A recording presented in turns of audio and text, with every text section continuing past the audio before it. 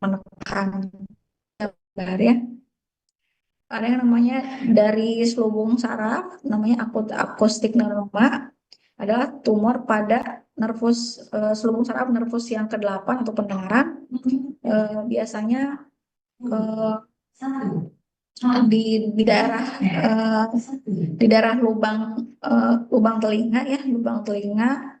Nah, dan dia biasanya menyebabkan eh, bukan penyebaran tapi pergeseran ke cerebropontin. Jadi di cerebellum dan di pons. Jadi dia biasanya slow, eh, perkembangannya biasanya dia lambat, biasanya terdiagnosa kalau ukurannya udah mulai agak besar dan dia menekan ke cerebellum atau kalau nggak di pons ya. Hmm. Jadi kalau kalau dia ukurannya kecil biasanya karena belum ada penekanan sehingga tidak menimbulkan gejala. Tapi gejala yang paling sering biasanya sih telinga berdenging gitu atau pusing berputar ya. Nah kayak gini telinga bening, telinga berdenging, kehilangan pendengaran atau pusing berputar atau jalannya menjadi sempoyongan atau ataksia ya. Kalau seiring dengan bertambahnya besarnya tumor maka dia akan menekan ke cerebellopontin, jadi cerebellum dan pontin. Nah, akan menyebabkan kompresi pada saraf gerakan bola mata karena dia menekan pada pons. Kemudian ada yang lain, eh, adenoma pituitary itu berasal dari kelenjar pituitary ya. Biasanya ini 16% dari semua tumor itu bisa pada semua usia, tapi biasanya pada usia yang lebih tua, biasanya perempuan, eh, kemudian biasa tidak tidak malignan, tapi dia karena dia menyebabkan penekanan pada kelenjar pituitari, maka akan terjadi eh, perubahan pada hormon-hormon karena kan pada kelenjar pituitari ada pengurangan hormon-hormon ya, ada FSA, FSH, LH, CRH dan sebagainya. Jadi menyebabkan gangguan pada hormon. Nah, jadi gangguannya bisa kalau dia menekan kalau efek penekanannya dia akan menekan pada nervus kedua atau nervus mata, chiasma optikum atau traktus optikus ya yang menyebabkan terjadinya gangguan pada lapang pandang atau gangguan pada penglihatan ya bisa terjadi nyeri kepala karena dia ada penekanan ada gangguan pada penglihatan kemudian ada gangguan pada tidur nafsu makan suhu emosi ya. Kemudian kalau gangguan hormonnya apa? Kan dia akan menyebabkan gangguan pada pengeluaran hormon-hormon.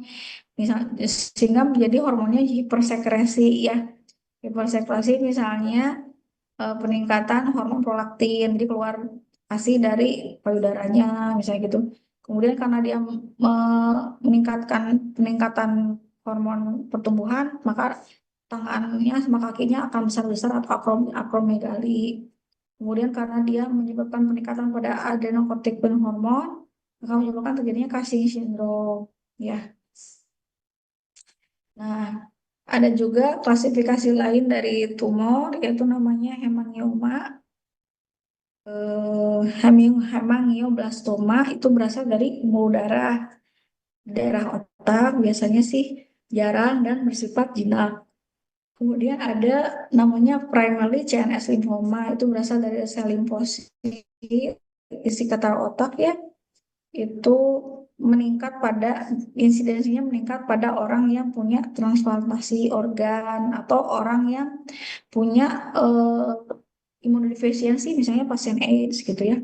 Kemudian metastatik tumor biasanya sih malignan, ya biasanya bermetastasi dari eh, seringnya metastase ke intrakranial itu berasal dari paru-paru, payudara, eh, ginjal, tiroid, dan prostat ya, tergantung gender atau jenis kelaminnya. Nah ini ada grading ya, tadi kan klasifikasi, ini gradingnya. Grading berdasarkan WHO ada yang namanya grade 1 dan grade 2 itu itu namanya low grade tumor. Ada grade 3 sampai grade 4 yang namanya high grade tumor ya. Kalau low grade tumor berarti dia tidak agresif dan biasanya survival rate-nya biasanya panjang. Tapi kalau grade 3 sampai 4 mah berarti sangat ganas ya dan cepat cepat sekali pertumbuhannya eh, eh, dan biasanya susah untuk diobatin. Kalau grade tumor grade satu kalau low grade tumor biasanya ini ya eh, tanda-tandanya biasanya selnya tumbuhnya lambat, kemudian bukan suatu kanker dan biasanya menyebabkan survival rate-nya baik ya.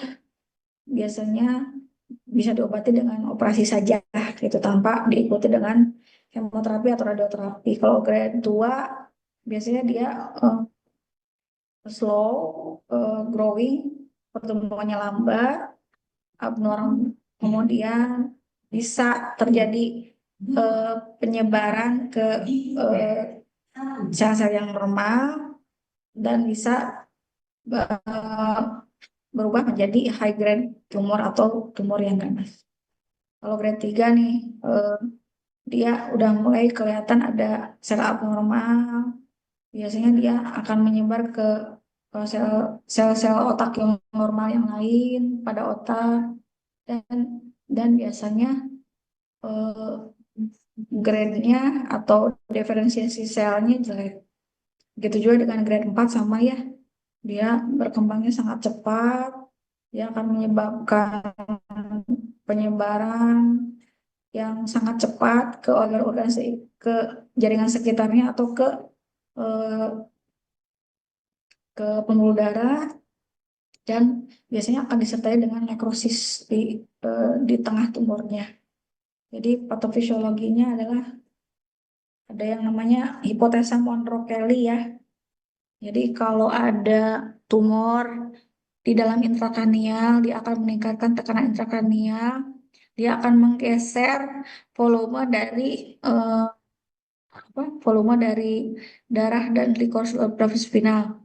Jadi kalau tengkorak kita itu volumenya tetap ya kan dan dia akan terkurung oleh tempurung kepala. Jadi kalau misalnya ada penambahan massa dalam hal ini tumor, maka yang tergeser duluan apa? Tergeser duluan adalah volume darah di dalam pembuluh darah dan volume di liquor cerebrospinal ya. Apa yang terjadi kalau tidak Nah, apa apa yang terjadi? Yang akan terjadi adalah maka si liquor cerebrospinal atau cairan cairan otak itu akan berpindah ke spinal cord ke daerah yang lebih bawah ya. Akan menyebabkan gangguan pada drainase vena sehingga venanya akan mengalami kongesti atau pelebaran. Eh, Kemudian apalagi karena volume darahnya akan menurun karena dia terdesak oleh massa maka akan terjadi hipoksia karena darah itu mengangkut oksigen. Apa yang terjadi kalau hipoksia? Maka akan terjadi proses iskemik pada otak. Ya.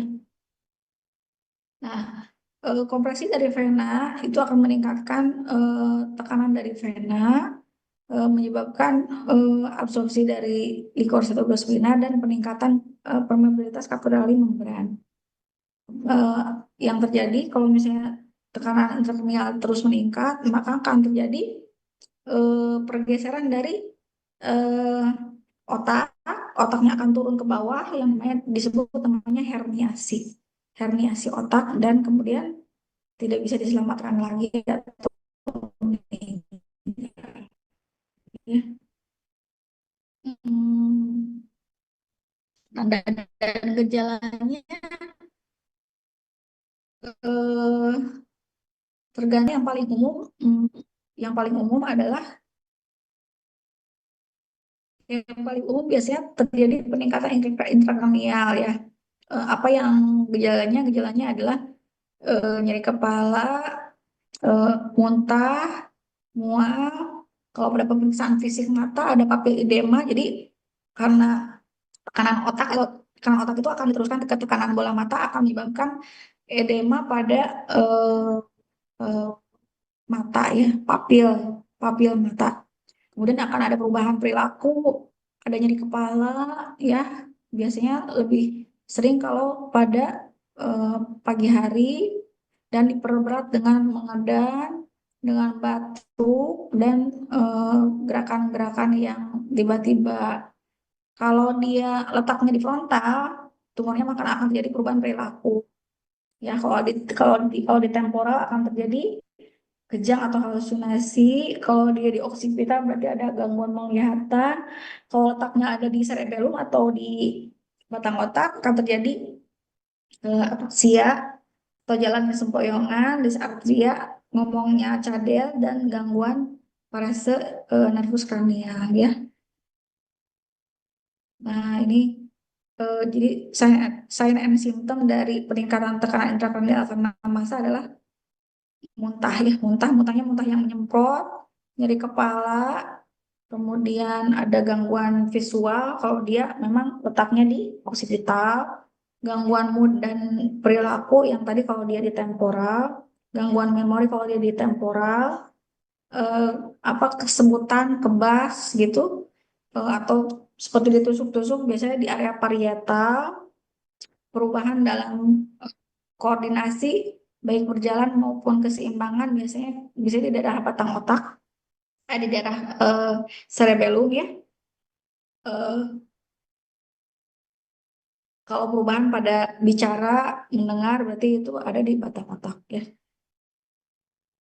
Nah, ini yang tadi saya sebutkan berdasarkan lokasinya itu tadi yang saya sampaikan kalau di frontal bagaimana, kalau di occipital bagaimana, di temporal bagaimana. Ya, kalau dia kalau letaknya di subkortikal bagian dalam maka akan menjadi hemiplegia atau hemiparese lemah anggota gerak sebelah badan. Ya, kalau tumor metastase itu eh, berdasarkan lokasinya kalau dia metastase berarti dia akan terjadi peningkatan intrakranial. Sebetulnya secara umum kalau ada tumor maka dia akan terjadi peningkatan intrakranial apalagi kalau masanya besar. Tetapi kalau dilihat dari slide ini, kalau dia tumor metastase mungkin karena dia itu eh, tidak tidak single tetapi multiple kiri dan kanan maka peningkatan tekanan intrakranialnya justru lebih menonjol yaitu ada nyeri kepala, muntah dan mual bisa juga dengan kejang. Kalau di talamus pada intinya sama ya ada peningkatan intrakranial ditandai dengan nyeri kepala, mual dan muntah. Tetapi juga karena dia di tengah ya di tengah otak maka dia bisa menekan pada saraf mata yang akan menyebabkan gangguan visual. Kalau dia dekat di ventrikel otak maka akan terjadi eh, hidrosefalus atau cairan yang menumpuk di dalam kepala. Nah, itu akan menyebabkan terjadinya jalan yang sempoyongan atau namanya ataxic gait dan kehilangan koordinasi. Kalau dia tumornya ada di cerebellopontine angel atau di cerebrum dan pons, maka akan terjadi telinga berdenging, pusing berputar atau ketulian ya. Kalau dia ada di batang otak, maka yang terjadi adalah dia ada ataksia atau jalannya sempoyongan, kemudian perubahan penurunan kesadaran, kemudian ada disfagia tidak bisa menelan, disartria tidak bisa jelas mengucapkan kata-kata gitu. Ada juga lemah anggota gerak sesisi. Eh, eh, Diagnosanya, nah pemeriksaan dia untuk diagnostiknya apa? Biasanya kita lakukan anamnesa ya, anamnesa dari tanda dan gejala seperti yang tadi dijelaskan, bagaimana apakah ada tanda-tanda nyeri kepala, perubahan perilaku, kejang, eh, eh, perubahan penglihatan, jalannya bagaimana, ada defisit neurologis apa tidak, ada kelemahan anggota gerak sebelah badan apa tidak gitu ya. Pada pemeriksaan fisik nanti kamu harus temukan ada defisit neurologis ya. Misalnya gangguan gangguan pergerakan bola mata, gangguan penglihatan, gangguan lapang pandang, kemudian bicara rero, mulut pencong, lemah anggota gerak sesisi, kemudian pada refleks kamu temukan refleks patologis Babinski, ya kehilangan kekuatan motorik sebelah badan dan sebagainya. Kemudian apalagi yang harus kita periksa? Periksa adalah tentu saja untuk imaging atau CT scan. CT scan biasanya CT scan kepala dengan kontras ya, supaya kita bisa memvisualisasi tumornya sendiri di antara jaringan yang normal. Itu bagaimana? Nah, bisa juga dengan pemeriksaan MRI untuk lebih jelas resolusinya. Biasanya lebih detail untuk mendeteksi tumor-tumor yang kecil atau tumor-tumor yang multiple ya, atau tumor yang terletak di daerah sela-sela cerebellum dan pons, atau di daerah batang otak yang kecil, atau di daerah eh, ini nih, di daerah kelenjar pituitari. Bisa juga pakai MR spektroskopi untuk bisa membedakan apakah ini tumornya itu termasuk tumor karena tumornya atau tumor karena infeksi. Tumor itu kan bisa banyak ya, ada tumor karena memang keganasan, ada tumor karena infeksi. Nah, itu harus dibedakan. Itu dengan nanti dibedakannya oleh MRI spektroskopi, karena dia akan melihat eh, apa kandungan metabolik di dalam tumor sendiri itu komposisinya apa. Nah, atau kita juga bisa melakukan pemeriksaan MRI perkusi ya, untuk melihat untuk mengakses apakah gradingnya atau eh, grading atau keagresifan dari tumor ini bagaimana, kemudian dan untuk membedakan mana yang tumor masih masih mana yang tumor yang memang udah sisa atau tumor yang memang masih aktif. Ada juga yang namanya fungsional MRI untuk melihat eh, si tumor tersebut tuh penggunaan oksigen dan eh, apa blood flow-nya tuh sebanyak apa, sehingga kita mengetahui mana yang masih aktif dan mana yang tumor yang sudah mengalami nekrosis, seperti sama seperti MRI perfusion. Ada juga yang lebih canggih lagi itu PET scan ya, positron emission tomography. Ada juga bisa eh, diambil cairan dari tulang belakangnya ya, untuk melihat bagaimana tekanan pembukaan dari eh, eh, cairan cerebrospinal di tulang belakang. Bisa juga kita lakukan biopsi, jadi eh, dioperasi, diambil jaringannya sedikit, terus kemudian kita lakukan pemeriksaan patologi anatomi, eh, bisa dibuka eh, oleh dokter berdasarkan. Bisa juga ada yang namanya stereotaktik biopsi, jadi pakai needle biopsi, jadi bukanya sedikit, tapi kita bisa melakukan pemeriksaan biopsi dengan tidak membuka lebar dari kepala ya. Itu cuma teknik saja. Kemudian pemeriksaan laboratorium yang kita harus lakukan adalah EKG apa eh, selain MRI ya, dan CT scan atau PET scan atau dan biopsi, EKG, kemudian untuk lihat EEG ya, EEG juga, EEG supaya kita bisa melihat kalau memang dia ada tumor di temporal misalnya gitu, apakah dia ada eh, temporal lobe epilepsi enggak, atau temporal lobe seizure apa enggak. Audiometri untuk mengetahui apakah dia ada gangguan pendengaran yang disebabkan oleh apa tadi, schwannoma ya, schwannoma. Kemudian endokrin, kalau endokrin test untuk mengetahui apakah dia ada pituitary adenoma ya. Manajemennya bisa dengan obat, dengan operasi, kemoterapi, dan radioterapi. Biasanya medical management biasanya kalau memang dia eh, ada kejang ya, maka kita akan berikan anti kejang. Anti kejangnya biasanya Pak phenytoin atau asam valproat ya.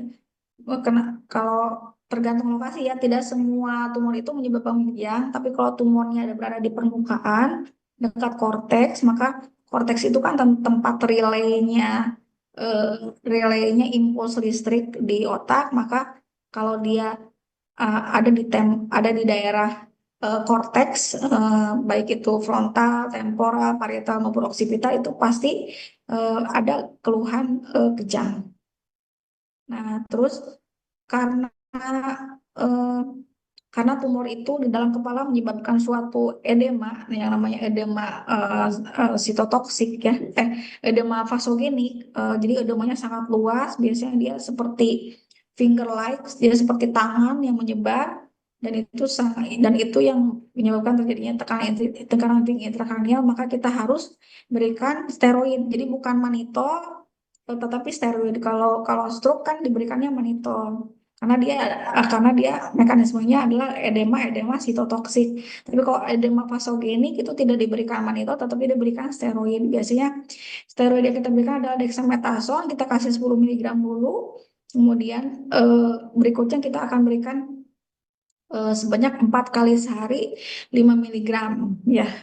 Biasanya kita akan turunkan perlahan selama 3 sampai 4 hari, ya. Kalau sudah di dosis kecil, makanya kita akan berhentikan. Manitol juga bisa sebetulnya, cuman kalau kita mencurigai bahwa itu ada suatu edema patofisiologi, edema sitotoksik juga gitu. Misalnya edema tumornya sangat-sangat luas sampai dia penurunan kesadaran, tidak tidak berespon terhadap steroid dexamethasone, maka kita bisa pertimbangkan untuk pemberian manitol. Ini ada eh, apa manajemen operasi, ya. Operasi ini tujuannya pertama untuk mengkonfirmasi diagnosis. Jadi dengan diambil tumornya, kemudian kita periksakan di patologi anatomi, kita bisa mendiagnosa dengan pasti apakah ini tumornya tumor glia atau non glia. Ya, tumor glia tadi apa aja, yang astrositoma gitu kan, glioblastoma, oligodendroglioma, ependymoma dan sebagainya. Ada yang namanya tumor non aksial kayak seperti meningioma dan sebagainya, schwannoma dan sebagainya. Kemudian eh, tujuannya operasi apa? Untuk mengangkat semua tumornya supaya tekanan tinggi intrakranialnya juga akan menurun, ya, sehingga gejala-gejala seperti nyeri kepala, penurunan kesadaran, kejang mungkin akan berkurang, ya.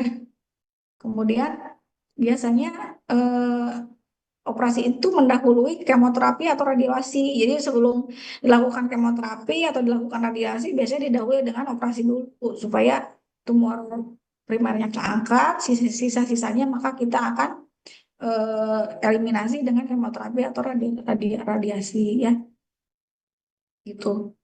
Eh, ini ini mah sorry cek, ini mah apa namanya, memperlihatkan bahwa tumornya diambil gitu, ya, dengan mekanisme operasi namanya craniotomy tumor removal. Ya, ini mah apa, bisa tipe-tipe, ini mah gak usah terlalu ini, ya.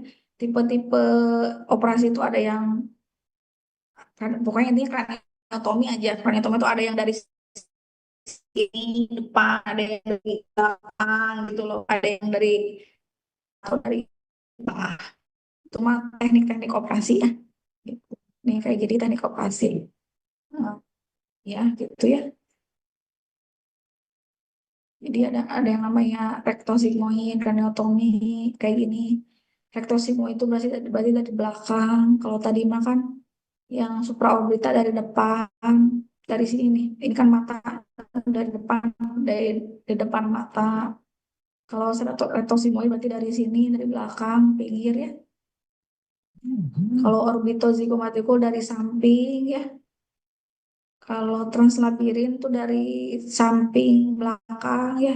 Jadi ada transpenoidal. Transpenoidal itu berarti dicolok dari depan tuh, kayak gini, ya. Biasanya biasanya pada meningioma transpenoid, biasanya meningiom. Ada tumor globe. Stereotactic surgery itu jadi dia pakai computerized gitu, ya. Pakai komputer 3 dimensi. Jadi dia eh, bisa dengan pasti menyatakan tegas dari apa, dari batas tumornya. Nah, ada yang namanya stereotaksi dengan frame head, ada frameless stereotaksi, ada embolisasi, atau jadi si pembuluh darah yang mengaliri ke darah tumornya itu di stop aliran darahnya, itu namanya embolisasi. Ada neuroendoskopi ini kayak gini, jadi ditusuk dari atas, ya. Ada laser surgery laser, pakai laser, nah, sonografi, inspirasi, pakai ada imunoterapi, kemudian kemoterapi ya, kemoterapi habis dioperasi biasanya nanti diikuti dengan kemoterapi tujuannya untuk membunuh sel-sel yang masih ada di sekitar tumornya supaya tidak menyebar. Jadi biasanya kita kasih apa? Kalau pada high grade glioma kita kasih nitrourea atau Vinca atau analog seperti karboplatin atau cisplatin. Oral kemoterapi juga bisa pakai temozolomid, ada efek sampingnya. Kemudian ada radioterapi ya, ada radioterapi bisa internal atau eksternal. Ada yang namanya brakit. Kalau internal terapi namanya brakiterapi, kalau eksternal namanya proton beam radiasi terapi. Jadi ada konvensional radioterapi ya, ada juga yang pakai tiga dimensi menggunakan CT scan atau MRI tiga dimensi. Ada ada yang namanya intensity modulated radioterapi, jadi pakai 3D ya. Ada fractional cell attack radioterapi. Nah, ini efek samping dari radioterapi biasanya bengkak, kelelahan, nyeri kepala, muntah ya. Karena radioterapi ini juga setelah disinar biasanya eh, otak kita akan mengalami pembengkakan. Jadi tetap harus diberikan obat untuk anti pembengkakan yaitu steroid itu ya. Ada yang namanya terapi, jadi eh, misalnya pada glioblastoma multiforme dikasih bevacizumab ya untuk menyetop angiogenesisnya. Ada juga larotrectinib ya untuk berfokus pada genetik dari NTRK fusion. Ya, ini rehabilitasi ya sudah. Kemudian kalau gambar-gambarnya mungkin bisa ini ya. Kalau gambar-gambar dari tumornya barangkali bisa dilihat kayak ini.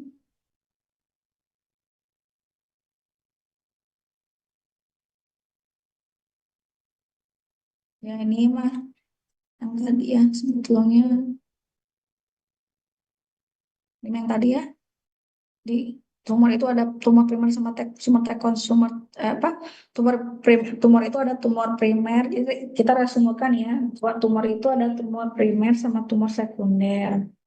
Kemudian tumor primer itu kan tumor yang ada di otak sendiri, yang memang berkembang di otak sendiri, atau kalau yang sekunder itu biasanya tumor yang bermetastase dari area yang lain ya, berdasarkan lokasi. Nah ini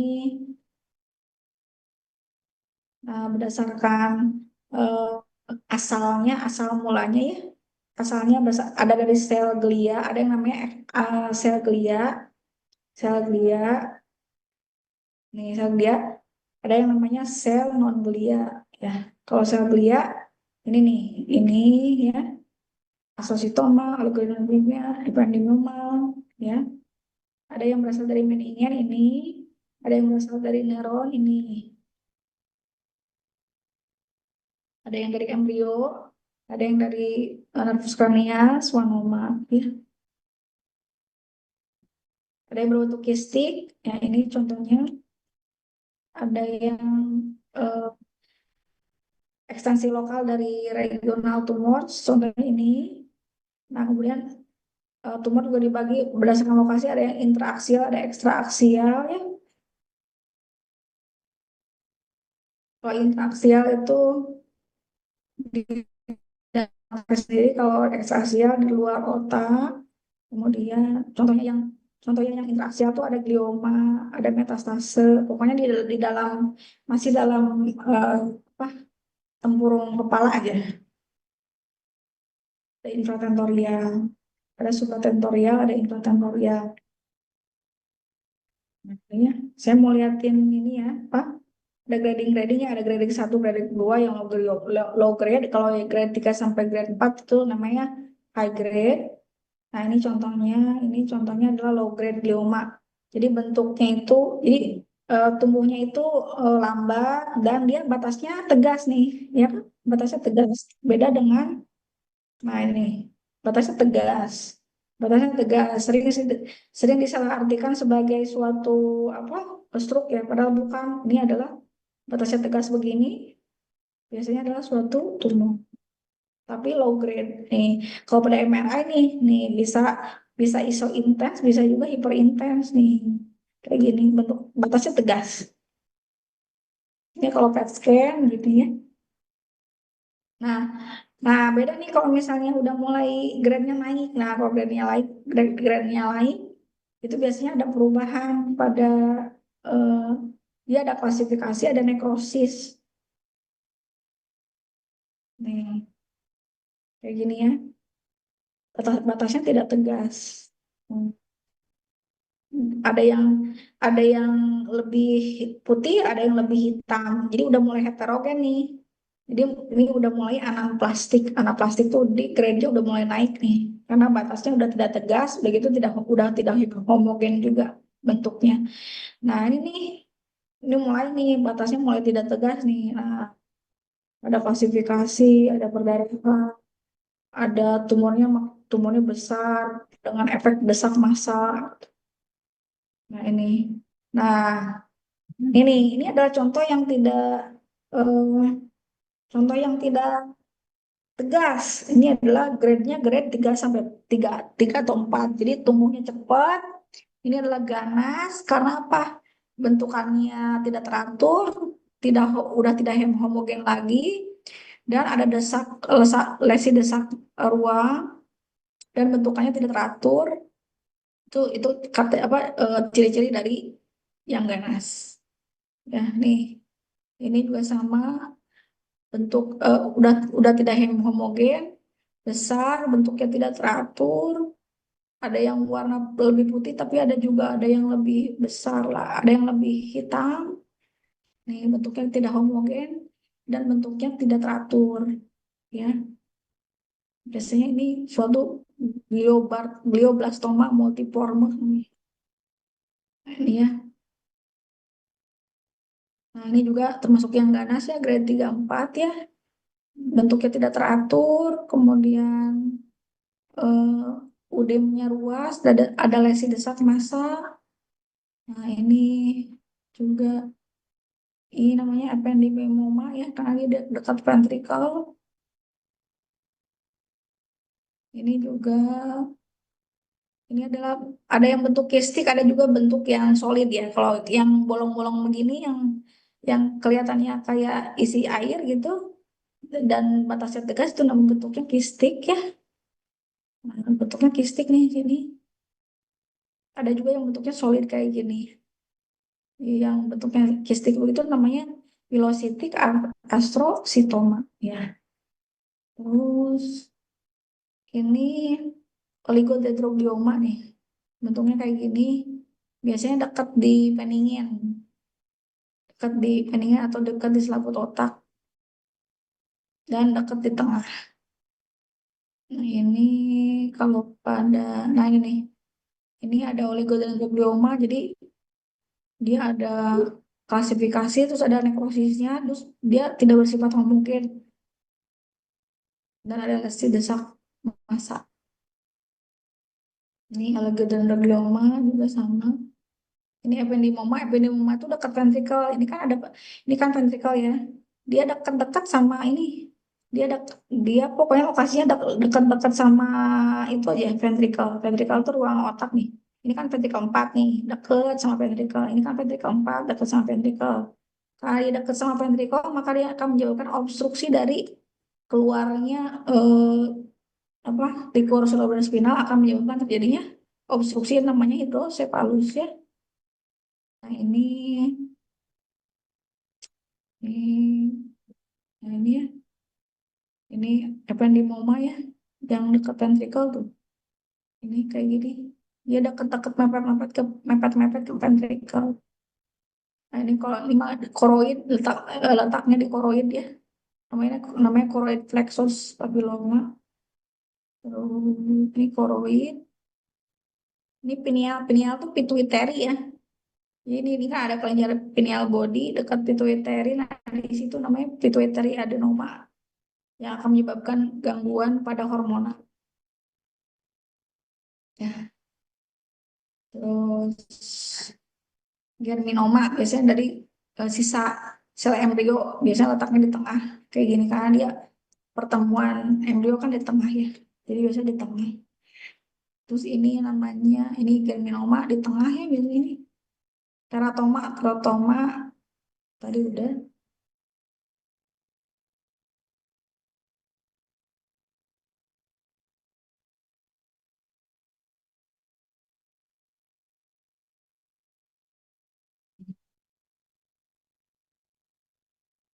nggak ada gambar lagi.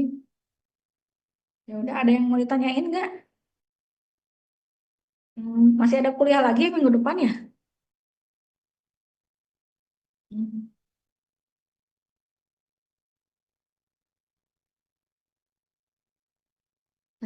masih ada kuliah lagi minggu depan ya nanti.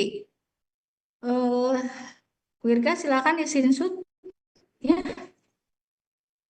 Baik, dok.